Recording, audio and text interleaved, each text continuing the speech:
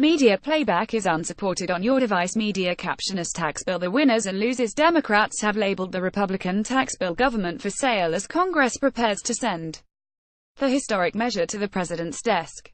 Donald Trump is expected to sign his first major legislative achievement in the coming days, the biggest rewrite of the U.S. tax code in a generation. The bill slashes taxes for corporations and the wealthy, while offering mixed, temporary relief to working people. Prominent Democrat Elizabeth Warren said it's a heist. Image copyright Getty Images. Image caption: Elizabeth Warren, like every other Democratic senator, opposed the bill. What happens next? Because of a procedural glitch, the bill will have to be voted on for a second time in the Republican-dominated House of Representatives. Democrats say that error was caused by Republicans rushing the most sweeping overhaul of the tax system since 1986 through Congress. In an often secretive process, no public hearings were held and multiple last-minute amendments pushed by lobbyists cropped up in the final version. Skip Twitter post by @RealDonaldTrump. Tax cuts are so large and so meaningful, and yet the fake news is working overtime to follow the lead of their friends, the defeated Dems, and only demean. This is truly a case where the results will speak for themselves, starting very soon. Jobs, jobs, jobs. Donald J. Trump @RealDonaldTrump. December 20, 2017. End of Twitter post by @RealDonaldTrump. But the legislation's ultimate passage on Wednesday is expected to be a mere formality before the Republican president signs it into law. The unpopular bill is likely to be a major issue during next year's midterm congressional elections. 52% of adults said they opposed the tax plan, while only 27% supported it, according to a Reuters Ipsos poll. Who wins and who loses? Nonpartisan analysts say the greatest beneficiaries of the package will be the super-wealthy, multinational corporations, and the commercial property industry. In the immediate future, the plan will see the vast majority of taxpayers having lower tax bills, but those cuts expire in 2025. By 2027, the Tax Policy Center estimates the overall change would be negligible, and 53% of taxpayers would face higher bills, many of them in the lower income brackets. Media playback is unsupported on your device. Media caption: Paul Ryan's exuberant gavelling reflects how long HES pushed for tax reform. The bill is projected to add $1.5 trillion over the next decade to the $20 trillion U.S. debt, which Mr. Trump promised last year he would eliminate. But Republicans argue it will boost the economy and job growth. The legislation reaches beyond fiscal matters to tick off a wish list of conservative priorities.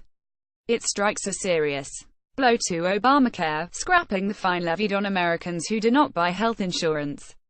The Congressional Budget Office says this will increase premiums for people who buy medical coverage. The bill also opens Alaska's Arctic National Wildlife Refuge to oil and gas drilling, a major defeat for environmentalists. Image caption: Demonstrators in New York took to Wall Street on Tuesday. What do the Democrats say? They say the legislation will widen the U.S. income gap between rich and poor.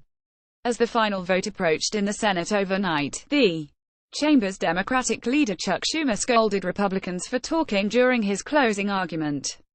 "This is serious stuff," the New York senator said.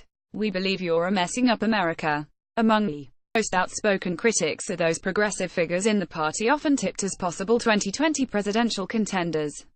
Image copyright Getty Images. Image caption: Mr. Trump has called the bill a Christmas gift to the middle class. Massachusetts Senator Elizabeth Warren tweeted, "Let's call this out for what it is, government for sale."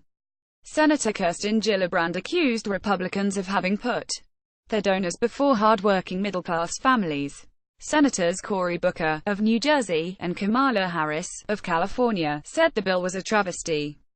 And Tim Kaine, the Virginia senator who was Hillary Clinton's running mate last year, branded the legislation highway robbery. Analysis: One final swoop. B. Anthony Zurcher, BBC North America reporter at WASNT. Exactly easy, but President Trump now has his signature legislative achievement. The self-styled deal-maker in chief was finally able to flex his party's majority muscle, overcoming internal dissent to accomplish some long-sought political goals. What one Congress can do, another can undo, of course, and the task ahead for Republicans is selling a skeptical public on the benefits of their plan. While they may argue that Americans will come around once they see lower tax bills, many may have already made up their mind. Like Obamacare 8 years ago, this tax legislation was passed by partisan muscle alone.